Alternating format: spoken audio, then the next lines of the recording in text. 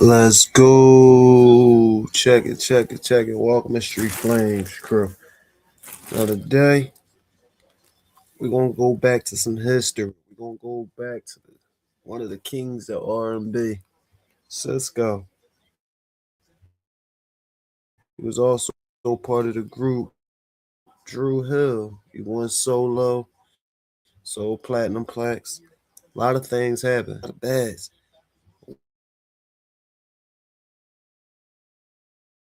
We're gonna dive into the story and see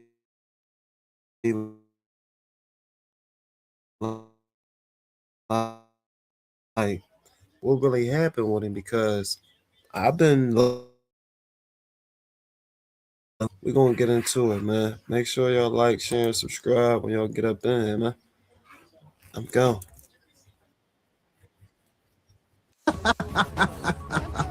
Blasphemous and true. People do things on camera because they're comfortable doing them. If they're uncomfortable doing them, they shouldn't be doing them. It's just that simple. That's when problems happen. Problems and cases and situations and all this because you weren't comfortable doing it anyway, but you did it. Now you want to call back and say, I was so the whole time, I couldn't believe it. So the Thong Song is going crazy. It's like killing the airwaves. And then, we get that call from our lawyer, like, have a seat. If you're standing up, you might want to take a seat. That's when all the drama started. SiSQO's story is one of the most surprising twists in modern R&B. He went from setting charts on fire with Dru Hill to becoming a global phenomenon with Thong Song, only to disappear from the spotlight just as fast as he rose. For years, fans wondered how an artist with that much talent, that much energy, and that much star power could suddenly be pushed to the sidelines. The deeper you look, the more shocking the answers become. Behind the bright performances and platinum records, SiSQO was fighting battles that most people never saw.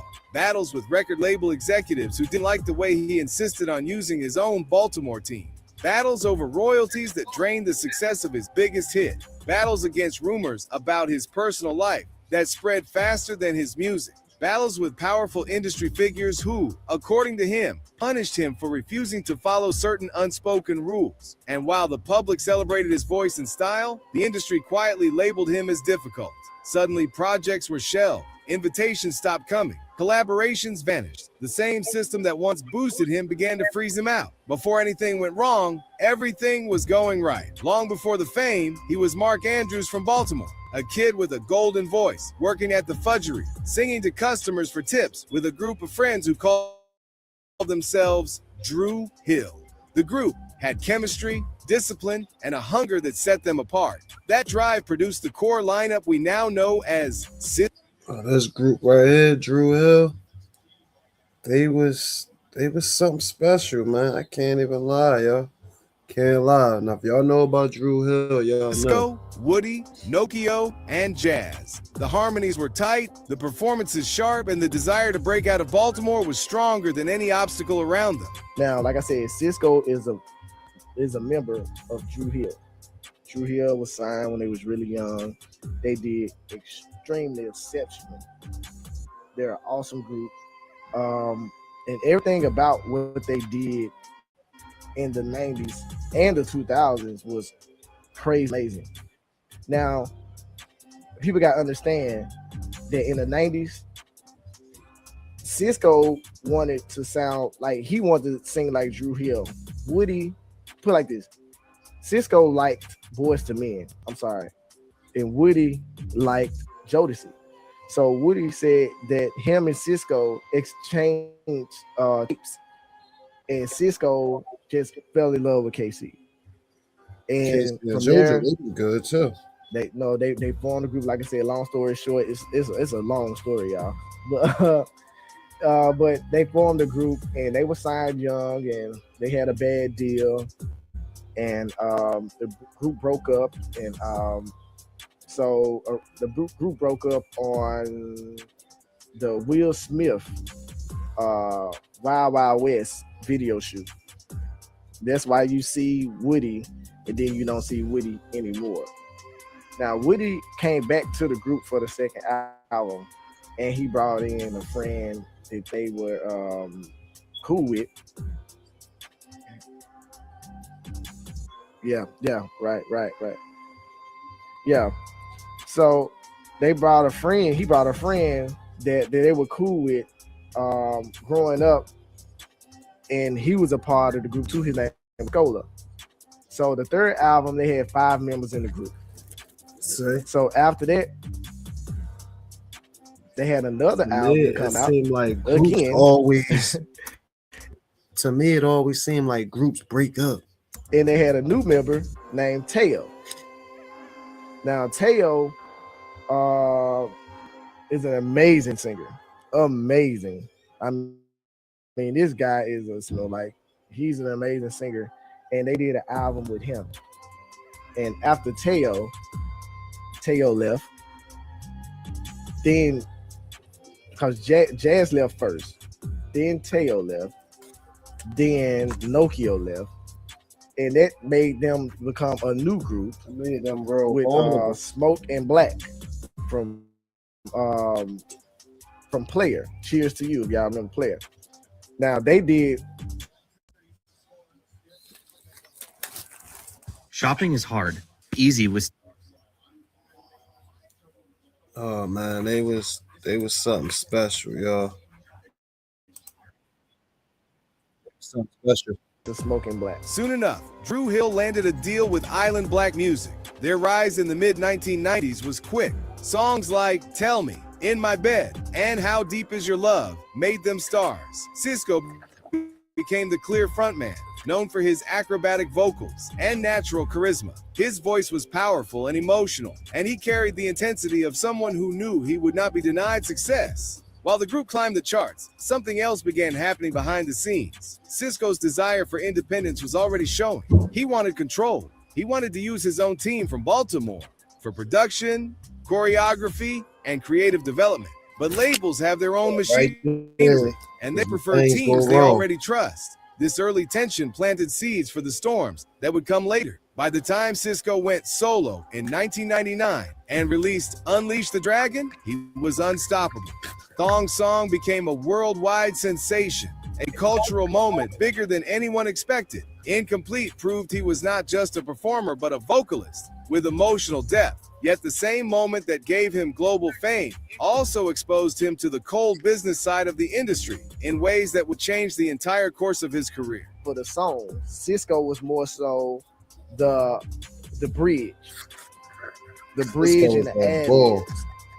You know, because if you listen to the music in the first album or so, you hear more of SiSQO. You can't tell me SiSQO wasn't on the Chris Brown before Chris Brown was Chris Brown. Jazz and Woody are leading majority of the song, but the singles that come out, SiSQO was Chris Brown because SiSQO had the body, he had everything.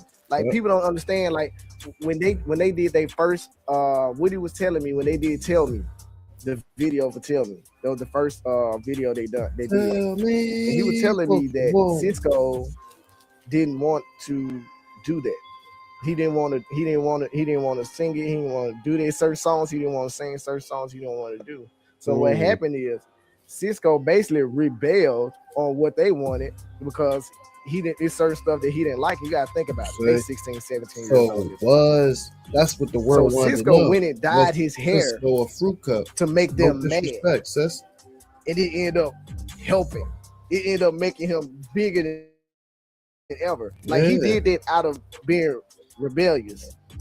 And I hope I'm saying it right. If anybody think it's different, y'all tell me. Y'all heard another situation. I want to hear everybody come. All types of people dying here around that time. Even when somebody's sleeping in my bed, SiSQO didn't want to sing that song. SiSQO said that, why would I sing a song about another guy sleeping with my woman in my bed? So he sung the song wrong. He sung it crazy hard. He was mad. So they would say, we're not putting this out. But come to find out, they loved it. They loved how hard he sung that song. There was like the emotion in that song. And that album ended up becoming the song of the album. Crazy, like a person's worst song become the best song that the world loves. Next level because of the dance movement. And everybody still do that to this day because they wanted them to move like back to back. So SiSQO was like, no, we just gonna feel like SiSQO, it was like we just gonna jump it up. You know what I'm saying? We're gonna move like the choir, but we're gonna jump it up. So that's how that became so famous. But over half of the stuff, like a lot of the stuff that SiSQO didn't even want to do. You know, and that's my understanding from people listening to interviews with SiSQO, him saying this stuff himself. He said, why would I sing about a song about a guy sleeping in the bed? I mean, my girl cheating on me and the guy in my bed. So that's when you see the video, you see them singing the song, and at the end, his girl was sleeping with another girl. It wasn't the guy. That's why they did the video like that. Like it's like knowing this stuff and listening and seeing the videos and interviews. Like that's somebody changing the game. You know what I'm saying? Like you got Dru Hill, you got Jagged Edge, you got 112. Which Google Play game. That boy, You can play on. that boy was ahead of his time, y'all. What y'all think? Y'all think he was ahead of his time? which probably was the biggest groups around that time. The biggest hit of his career, Thong Song, was also the beginning of one of his most painful public battles. The hook of the song referenced the phrase, "Living La Vida Loca," a line associated with songwriter Desmond Child. That small moment led to a major lawsuit. The court ruled in Desmond Child's favor, and the judgment redirected a large portion of the royalties away from SiSQO. What should have been SiSQO's financial foundation became a financial setback. Royalties that could have supported new albums, tours, and long-term planning were suddenly split. Worse, executives began seeing the lawsuit as a sign of instability. See, that's why like a lot of young artists, a lot of artists, if y'all listening or if y'all hear this, y'all gotta hold on to y'all royalties and stuff. Like y'all gotta y'all need ownership. Ownership is everything, man. Because without ownership, you can't get no money later on down the line. You can't get no money regardless. Investors grew cautious. Labels grew nervous. Collaborators hesitated. A hit song could have built his empire, instead chipped away at it. For any artist, royalties are a lifeline. Losing them means losing leverage. Losing leverage means losing influence. And losing influence means losing protection. SiSQO has said that this lawsuit became one of the key turning points in the way the industry viewed him. The industry respects money and momentum. Anything that disrupts that creates danger for the artist. His themes in SiSQO's story is his loyalty. He insisted on working with people from Baltimore. He wanted local producers, local stylists, local dancers, and local writers. He wanted to share his success instead of feeding only the label's usual circle. He has described his approach as a sort of Robin Hood attitude. Instead of allowing the label to dictate every collaborator, he wanted to bring his people with him. But this was not how major labels operated. They preferred their own trusted network. People who followed rules, worked quietly, kept the energy smooth, and understood the politics behind the scenes. When an artist insisted on bringing outside people in, it disrupted that balance. Executives labeled SiSQO as difficult. They said he was rebellious. They said he refused to follow the program. According to SiSQO, all off the dye in the hair. This refusal to bend over metaphorically and obey certain expectations directly contributed to him being quietly pushed out. Meetings dried up, budgets were lowered, promotion weakened, and his reputation began shaping itself into something he had no control over. In the music business, image matters, but behind the image, compliance matters even more. It's so great to see y'all here today. Hi, SiSQO. Hi, everybody. It's really nice to be amongst such greatness here, celebrating hip hop, but also honoring Mr. Cohen. What does that feel like tonight? Being even asked to be a part of honoring Leo Cohen was a no-brainer for us. He's had such an impact on the music industry and as well as even YouTube now. I believe he's running YouTube for the world. And if you just look around, man, it's like what Smoke was saying earlier. It's almost like the hip-hop version of like Motown, because you got like all of these, legendary artists. And, Leo was, the visionary that saw, what was in each of us. And individually, if you notice, everybody's like completely different. So Right. definitely not a one-trick pony. It's awesome to be here. SiSQO has openly said that one of the biggest cracks in his career came from a direct clash with Lyor Cohen, one of the most powerful music executives of the era. Cohen was known. He basically said he was surprised. Lyor Cohen could have took care of that lawsuit. They could have handled that lawsuit, man.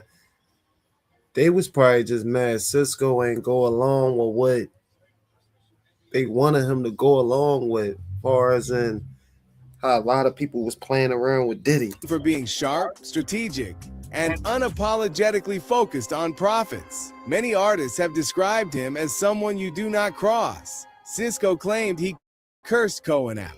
That single moment, according to him, sealed his fate. From his perspective, that confrontation turned into silent punishment.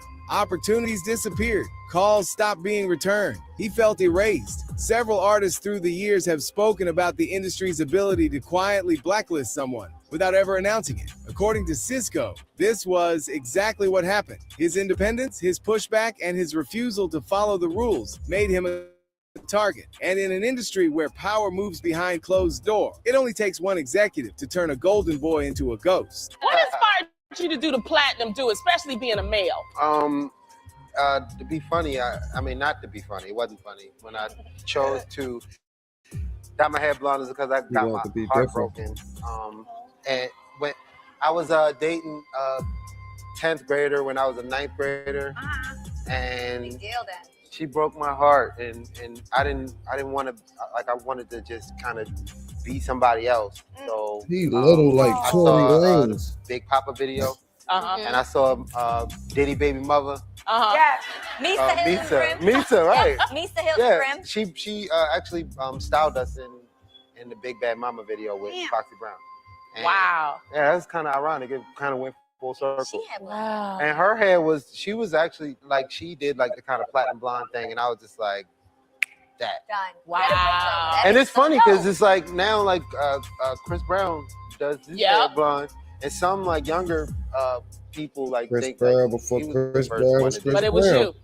No, it's all good because I met Chris Brown, and right before when he first came out, and he told me he looked up to me, which was ironic because I'm 5'6", he like 6. Another battle SiSQO fought throughout his entire career involved the way his image was interpreted. From his platinum blonde hair to his flamboyant sage outfits, he expressed himself boldly. To fans, he was stylish and original. But to the industry, his image became something they wanted to control. SiSQO told a story about a moment when an executive demanded he dye his blonde hair black for a video shoot.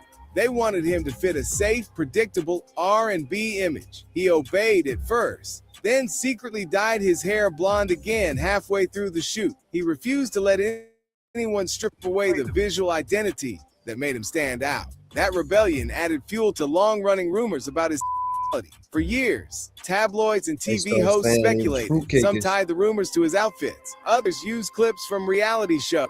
SiSQO denied all of it, saying he understood the joke but insisting the rumors were false. Still, once a rumor becomes a tool, it becomes part of an artist's public narrative, a subtle pressure point, something that can be used to embarrass or distract. The entertainment industry has a long history of using headlines about sexuality to control or discredit artists. SiSQO said he was tired of the jokes. He said he was tired of the labels, but the whispers never fully went away. Killing this era, like, they applauded Frank Ocean for coming out. SiSQO had to hide it. Are you looking to establish your business using an address? It was Chris Brown before Chris Brown was Chris Brown. Is SiSQO gay? Rory. What? Wow. I thought he came out, no? First of all, he has a belly button tattoo. Thinking somebody came out is just hilarious. Like, you can't think. You have to know for sure if somebody has announced that they are. Okay. Well, if he hasn't and is not, in fact, that it's not my business. So you just open the closet door. I'm the first one that thought SiSQO was gay. No, not thought it, but you said like he came out. I don't know if. I thought he did. Maybe he did. I don't know. He did not. Okay, well, he did not. He was wearing a thong. He Thong song. He was the only one in the video with a thong on. He says that he's not. That's what he said?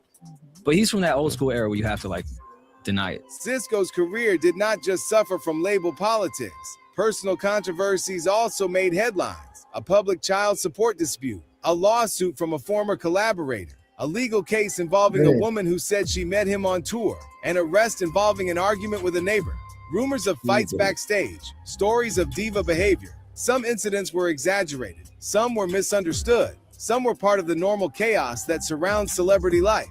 But in entertainment, perception is everything.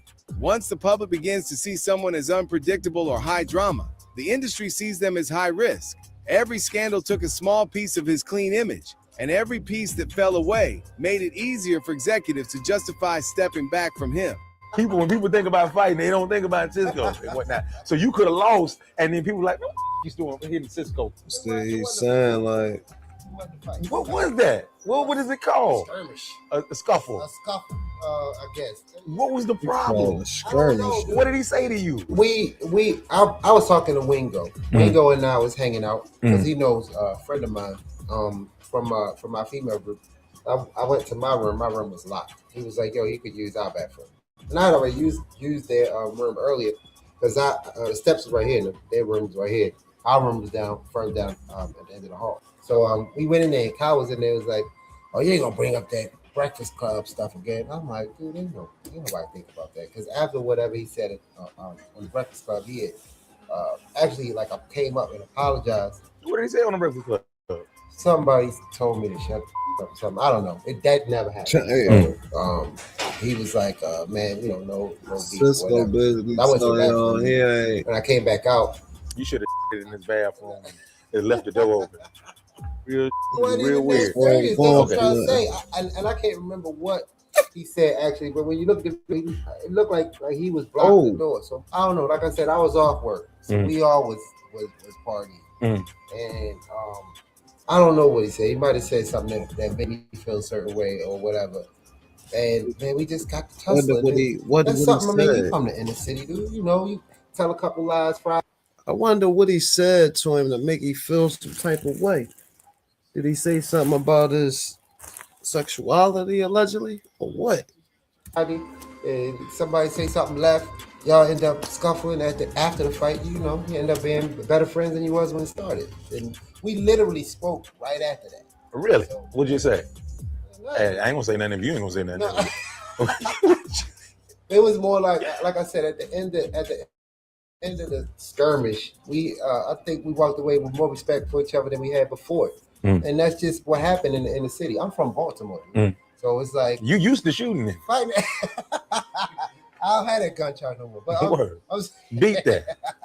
Beat that. The larger problem was timing. These controversies hit right after his peak. He was supposed to be receiving maximum support from labels, promoters, and media. Instead, they saw trouble. And trouble is expensive. Labels do not like expensive. After Unleash the Dragon, SiSQO's next projects did not receive the same backing. Promotion dipped, radio spin slowed, music videos got smaller budgets, marketing campaigns weakened. Even reunions with Dru Hill struggled. There was confusion over members leaving and returning. When he made that Thong Song, he was at the height. He was at the highest of what you could be. Like, think about how Chris Brown was at the height of Please Don't Judge Me when he was at the height. That's what SiSQO was at with that Thong Song. Disagreements about direction, and the public had become more interested in newer R&B acts. With the drama surrounding SiSQO and the press, mainstream media gave less attention to anything he released. Tour sales dropped, new singles barely charted, albums were delayed, projects were shelved. Instead of a major comeback, he was left fighting for visibility that once came naturally. SiSQO said that at this point, he began to truly feel the effects of being boxed out. Will Smith featuring Dru Hill. But when we got there, it seemed like it was all in the cards for it to be Will Smith featuring SiSQO. Once again, you back to just being here just for the sake of being here. And that was basically my departure. It just dropped a bomb on us, and it was like, today? I mean, everybody's jaw just hit the floor. We're at the top of our game. We got money in the bank. We got chart-topping singles. We just came off tour. It was traumatizing. After that, Dru Hill carried on, touring as a trio. It didn't work. The crowd started dwindling. As many people weren't coming to see Dru Hill perform. I think it was a direct cause and effect of what happened with Woody. It was just not the same. I mean, for a 4-part harmony, you need 4 members.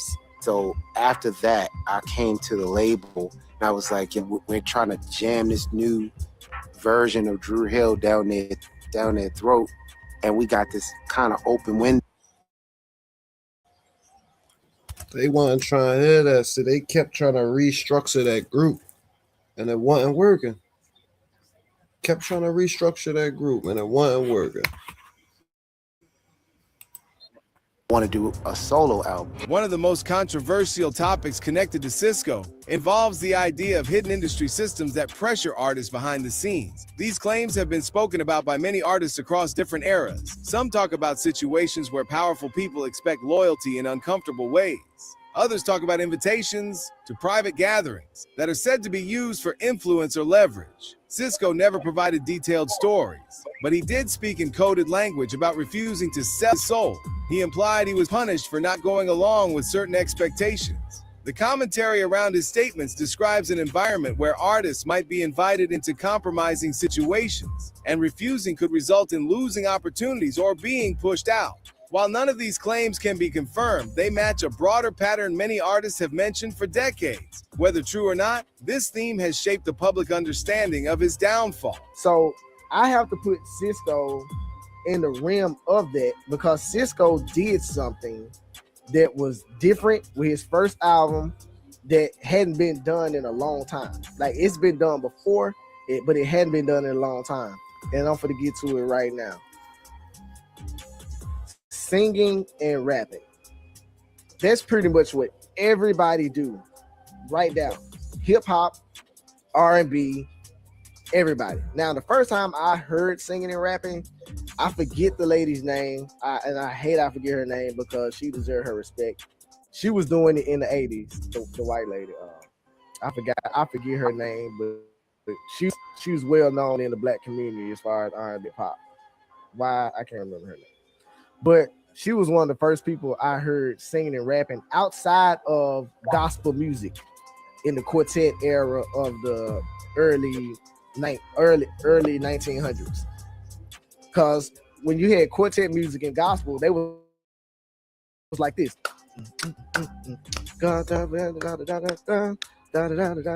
I'm saying? So they're pretty much singing and rapping at the same time. So I'm gonna bring it all the way down to the late 80s, early 90s. The person that was singing and rapping that did it and changed the game, and that was Bobby Brown. Now, that's why they say Bobby Brown is the king of R&B. What he did with the New Jack Swing, which his first album, some of those songs was wrote by Babyface. And a lot of people don't know that, understand it, that he was with Babyface first, and then that's when he went to I forget his name. Blackstreet. The producer Blackstreet. He just had the verses with him and Babyface. Teddy Riley. Yeah, it's Teddy. Okay, Teddy Riley. See, so Babyface was like, he even said on the verses, he was like, when Bobby Brown went to you, he was like, man, and I heard your music. He was like, man, I wanted to sound like that. You know what I'm saying?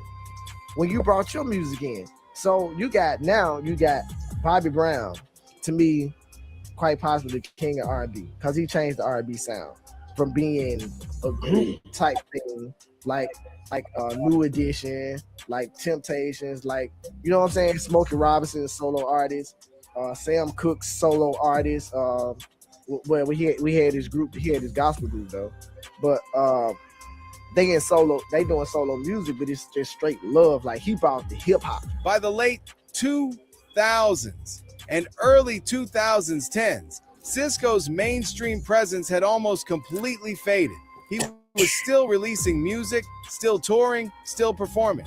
But the promotions, the media appearances, the award show invites, the collaborations with top artists, the major opportunities had evaporated. SiSQO claimed he was blackballed. He said the industry wanted him to follow rules he was not willing to follow. And when he refused, they shut the door.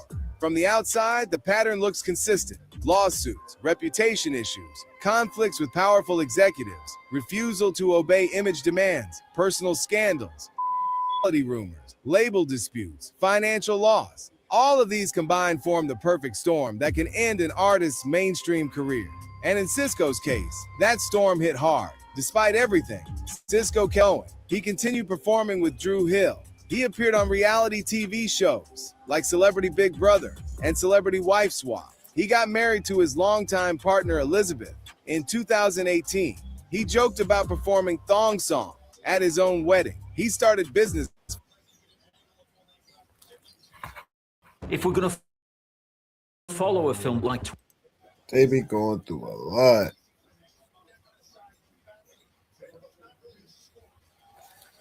These entertainers, celebrities,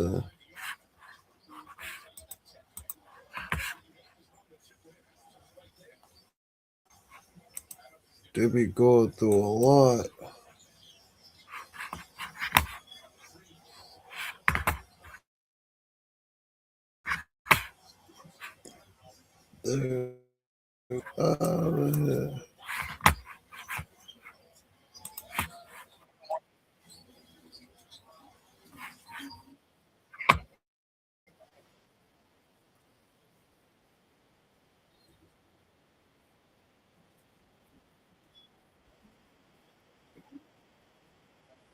They been hot. They been hot. Like, where he's at now, what he got going on, and yeah, that's all I got. I got you. So we got on the term of Dru Hill and how Dru Hill came about. How Woody came up with he had to came up with the idea, and SiSQO became part of the group, and the group got started pretty much, and all this stuff. Like, what kind of difference you think Dru Hill made in the 90s as far as music? I'm gonna ask Hater that. Like, Hater, what do you think that SiSQO made a nice little like big Dru Hill? difference. What kind of message did they leave like in the 90s? Well, in my opinion, it was just they didn't get to really. It was just adding on to many of the groups that we have had before them, and they kind of like symbolize the dying, like the last breed of the R&B group. You know what I'm saying? So like for today, I came a R&B group. You know, so they kind of like the last of the breed of those individuals willing to be in groups. And I think so. Yeah, you know, because like so now it's all individual solo artists, so forth and so on. So that's what they kind of symbolize to me. Okay, Raymond, I got this question for you too, man. Like, as far as what they did in the 90s, man, what do you see? Like, what kind of image you think they had, and what you think that they'll leave on, like, the future of music and R&B? I mean, really, when I think of going through here, man, I think, man, me growing up in the 90s, man, and they taught us how to love. They taught us to make love. They taught us how to love, and that time in our culture, that was really like, man, the place and time, man, where like they was coming behind Jodeci and behind like Boyz II Men, groups like that, man. I think they added on to the nuance of love that we had in the 90s, man. So they was just right there, like. And then SiSQO left Dru Hill, and they left a big mark. They got so many different hits, man. I put them up against End of Grace, man. And like coming behind Truth, coming behind Jodeci, coming behind Boyz II Men, all those groups, man. They really kind of carried on the legacy of love, man. Yeah. I got you. And I know y'all just getting on, but me and Charles were talking. And we got on the topic of that because I know it was a lot of people to do it before SiSQO. You know, like you got like I told him, I can't remember the lady name, Paved the they was way doing in for the a lot 80s. of Hey, characters. what's that? You know the lady name that was rapping and singing in the 80s? I think she was a white lady.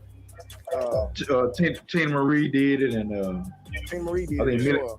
Tina Marie, I think Millie Jackson. You know, there's a few Millie people doing it. Okay, that's what it was.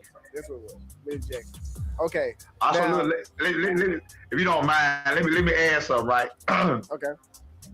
So check this out. You know, it sounds conspiracy theorist like. However, in my opinion, with rap music and all this music being influential, I think the reason we do not have groups is not necessarily by mistake.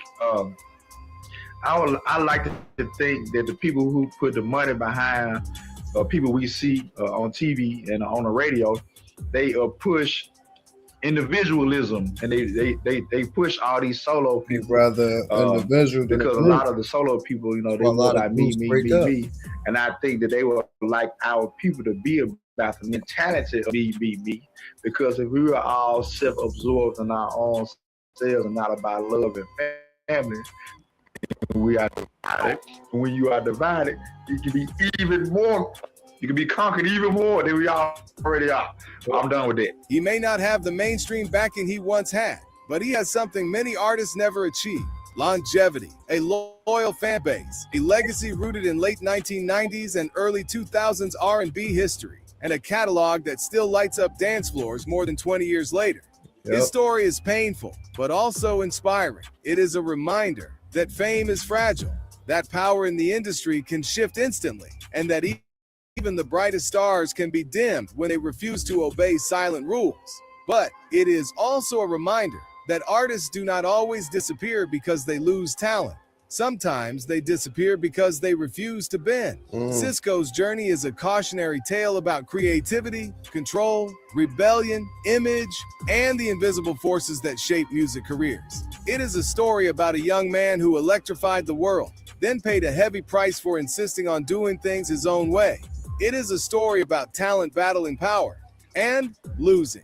Yet it is also a story about survival, endurance, and the ability to rebuild a life even after the industry turns its back. Fans still say SiSQO never got the respect he deserved.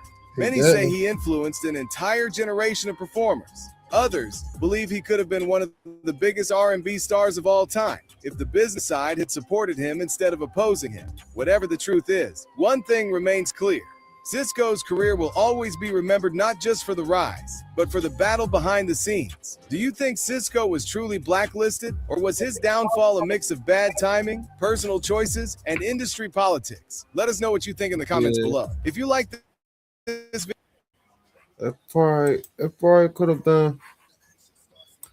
It probably could have been timing, the politics. It probably could have been the politics in the industry.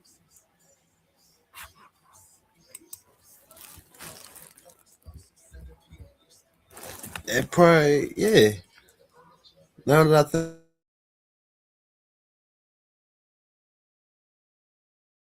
think about it, like you had homosexual punks and things like that.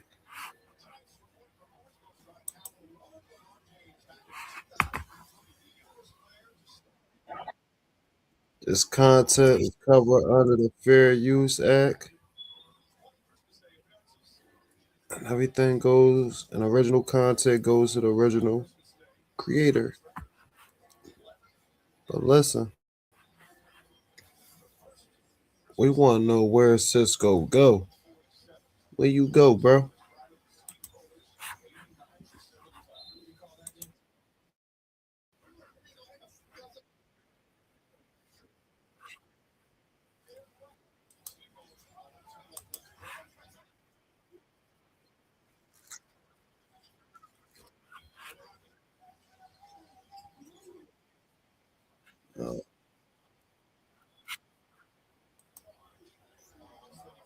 Hold on, y'all. I'm trying to find something for y'all.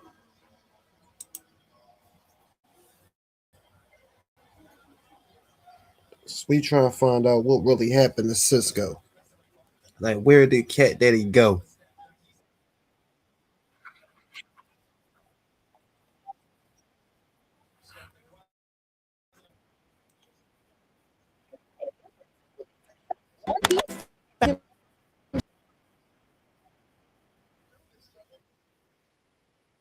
Industry. Come on, come on, come on.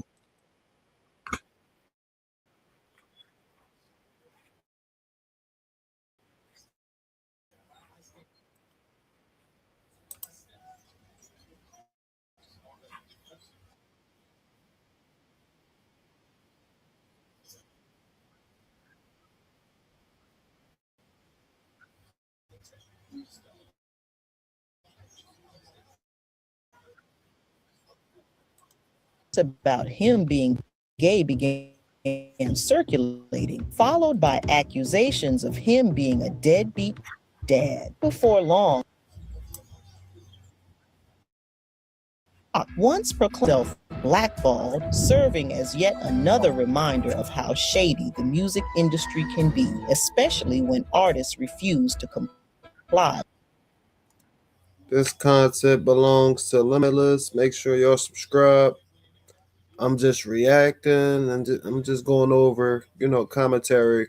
We just want to know what happened to SiSQO. With its demands. So grab a seat because you're about to get the full rundown on what really happened to SiSQO's career in the mid-2000s and what led to his sudden downfall. It all started with whispers from music executives claiming that SiSQO was too difficult to work with. Then, rumors about him being gay began circulating, followed by accusations of him being a deadbeat dad. Before long, his reputation took a major hit and his career started to spiral. In the end, SiSQO never fully recovered. He eventually stepped out of the limelight to focus on personal projects. But for the Gen Zs, who may not have been around when SiSQO was at the top of his game, SiSQO was an artist ahead of his time. His electrifying music and bold fashion choices set trends that would later influence artists like Chris Brown, who took inspiration from his style and sound. I cursed out that one executive at the record label that put me on the blacklist. Damn. Okay.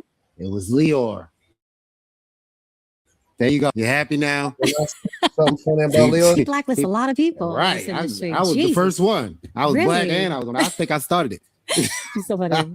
For starters, SiSQO was best known for his 1999 album Unleash the Dragon, which featured hit singles like Thong Song and Incomplete. If he had maintained that momentum, he would have become one of the greatest R&B artists of his time, but not everyone wanted that to happen. But let's start from the very beginning.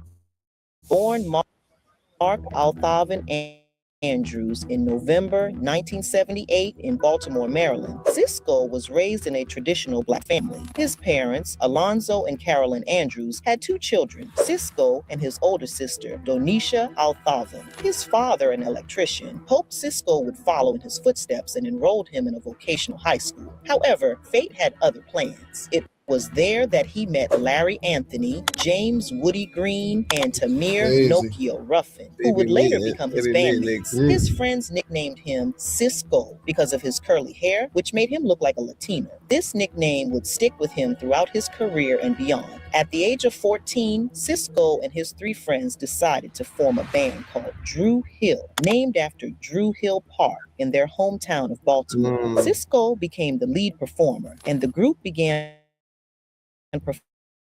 performing at venues around the city. Though their early days were tough, they all landed minimum wage jobs at a candy factory called The Fudgery, where they made candy and sang songs to rehearse for their upcoming gigs. It was their way of earning money while pursuing their dream. Just 2 years after graduating high school, Dru Hill hit it big. In 1996, at the age of 18, they were signed to Island Black Music Records, founded by Hiram Hicks. Their first song, How Deep Is Your Love, was recorded. But before that, in 1995, they had tried their hand at gospel music. After their gospel experiment, their manager suggested they travel to New York for a talent competition. Despite some hesitation, they agreed. It was at that competition that Hiram Hicks took notice of them and offered them a record deal. After experiencing the extensive success of their debut album, Dru Hill sued Hiram Hicks and his brothers for allegedly attacking one of their managers, Keith with a feud during a party on May 18, 1997. Island Black Music Records, however, denied the allegations, claiming they were fabricated. To avoid further embarrassment over the lawsuit, the label decided to settle out of court, offering Dru Hill a $5 million advance and a royalty upgrade of 20% on each album sold. But Dru Hill turned down the offer. Here's where things get interesting. Instead of accepting what the label had offered, Dru Hill demanded to be released from their contract. But that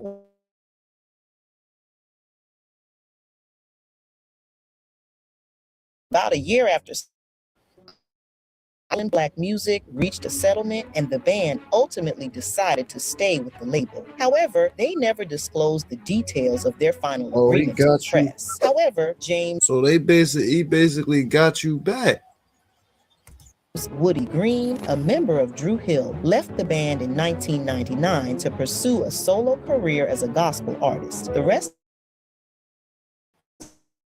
of the band followed suit, with each member pursuing solo projects, but they all signed an agreement to reunite in 2001 to drop a new album. SiSQO's solo career reached great heights, especially with his debut album, Unleash the Dragon, which earned him 2 Grammy Awards, one for Best R&B Album and another for Best R&B Song. He was nominated in 4 categories during that time and was signed to Def Soul under Def Jam. His hit song, Thong Song, went on to become a worldwide sensation, reaching the top 10 on European charts and ranking number 3 in the UK, Netherlands, and Denmark. But here's the kicker. Word on the street is that Thong Song wasn't originally written for SiSQO. It was meant for Michael Jackson. According to Marcus Collins.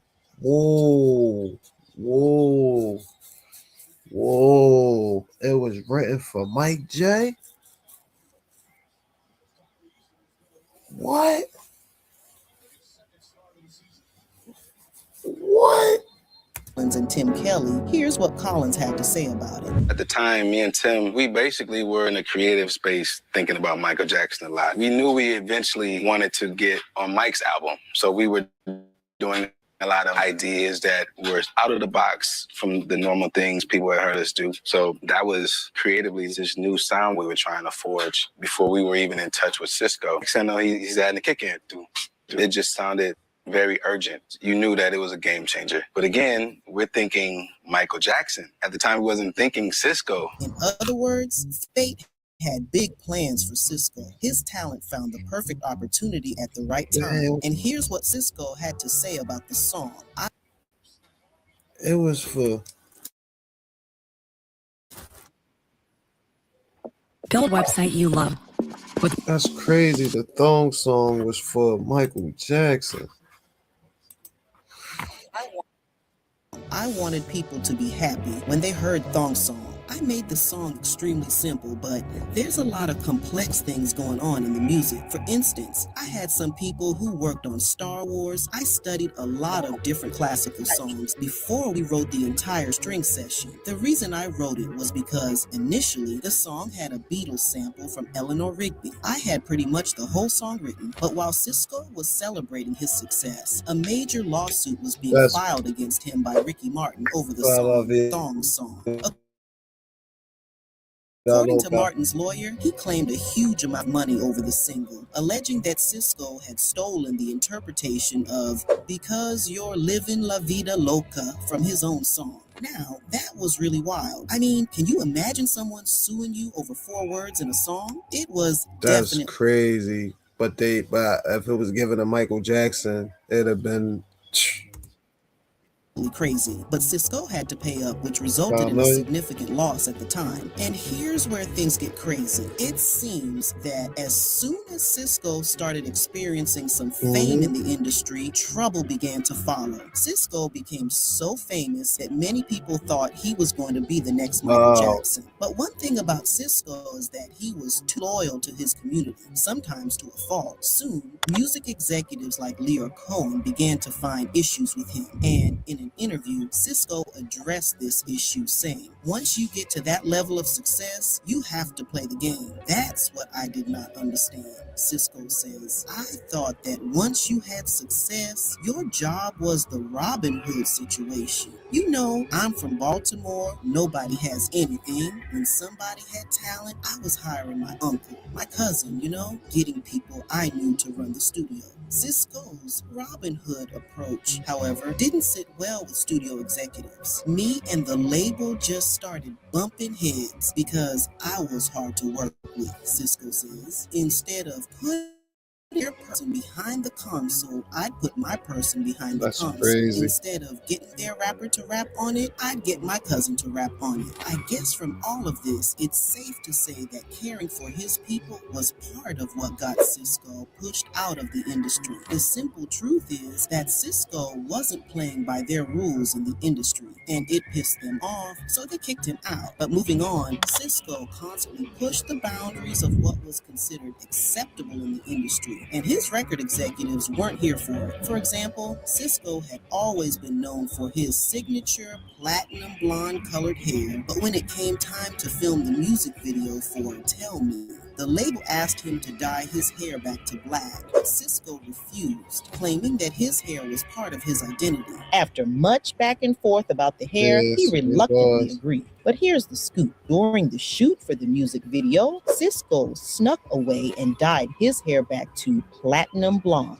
Now, you can Oh. imagine how livid the music executives must have been when they saw SiSQO with his usual blonde hair. It was then that he was told his hair would ruin his music career. But as the story goes, the executives followed through with their threat after realizing that SiSQO's fans loved the platinum blonde look. SiSQO's hair, among other things, set him apart from other R&B singers of his time. But along the way, SiSQO was also accused of being gay due to his flashy style, which was closely tied to his hair. However, he denied the rumors, saying he was comfortable in his masculinity.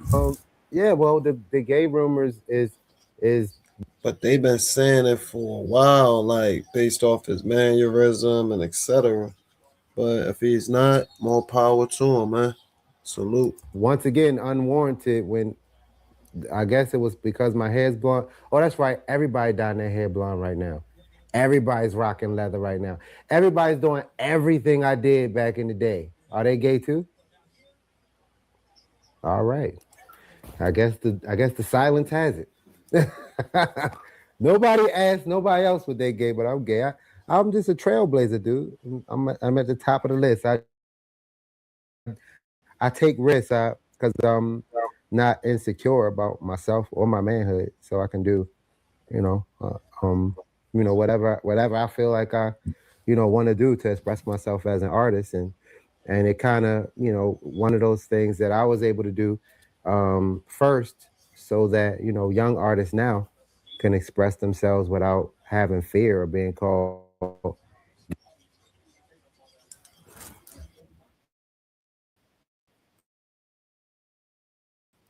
If you need to make videos, Crazy. Things didn't help when SiSQO appeared on Celebrity Big Brother wearing a black thong with his genitals on full display. According to him, he dressed like that because there was a challenge to determine who would be the hunk of the house, and he took the risk in hopes of a greater reward. After this drama, things became really shaky for SiSQO. Many people in the industry him out, and artists like R. Kelly later released a diss track titled Hold Up, which was aimed at SiSQO. One of the lines read, 20s on the drop, blue and yellow rocks, cakey yelling, stop, SiSQO's album flop. Even though R. Kelly tried to dismiss claims that there was a beef between him and SiSQO, fans later found out that R. Kelly began hating on SiSQO after a televised interview where SiSQO said, and I quote, shutting it down when it came to R&B. SiSQO chose to be the bigger person and did not respond to the diss track. But as if all that drama wasn't enough, a woman named Jamila Farid from Switzerland sued SiSQO for child support, claiming that SiSQO had slept with her when she was 14 and he was 21. According to her, she met SiSQO while he was on the European leg of his tour. She said she was at a nightclub when SiSQO reportedly invited her back to his hotel, and the rest, as they say, is history. This news. But how she get in the club? Them fake ID. See, they be setting them up. They set SiSQO up. Caused a major dent in SiSQO's career. However, he tried to bounce back by reuniting with the band, but their album performed below expectations, with many people calling it a flop. More trouble awaited SiSQO when, in 2003, he and his then-girlfriend were arrested for firing shots at a neighbor's car parked outside their house. Oh. After his release, it seemed like SiSQO vanished into thin air until 2015, when he created his own record label, Dragon Music, and released the song Last Dragon. However, SiSQO later told ABC News that he was blackballed by mainstream music executives after he pushed back against the industry. When it came to SiSQO's romantic life, SiSQO got married in 2018 to Elizabeth in Minneapolis after the duo had dated for 15 years, and at the wedding, SiSQO performed his famous controversial Thong Song at the reception. According to him, he performed the song because Elizabeth's thong was the last one he was ever going to see. Now, amongst all the rumors that were made up about SiSQO, one of them that he found pretty hilarious was that he once dated Beyonce. However, to avoid some Jay-Z trouble, SiSQO shot down the whispers, claiming that he and Beyonce were just friends, and that was only because the duo were around each other during their early years in the industry. Seeing that music really working out for him like it had in the past, SiSQO decided to branch out and start multiple businesses. One of his ventures included a clothing line, and he also began writing children's books. According to SiSQO, even though the industry tried to erase him, he was still doing well and was happy, as he's now his own boss and doing his own thing. But I want to hear from y'all in the comments. Do you guys think SiSQO would be making a comeback to the music scene very soon, or do you think SiSQO is actually done with the industry for good? Drop your thoughts in the comments below. And if you enjoyed this video, make sure to drop a like, hit the subscribe button so you can see more stories. That's crazy. So they cook SiSQO like that?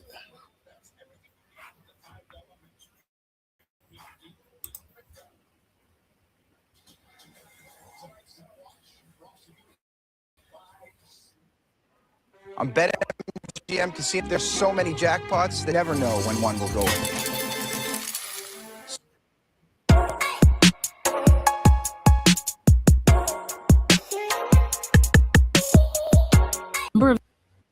Didn't last forever, so he was determined to capitalize on his 15 minutes of fame. But trouble with the law, creative differences, a shady record contract, and allegations of a secret love. Oh, that's crazy. But you know, man, thanks for tuning in, man. Make sure y'all like, share, and subscribe, man. I'm gone.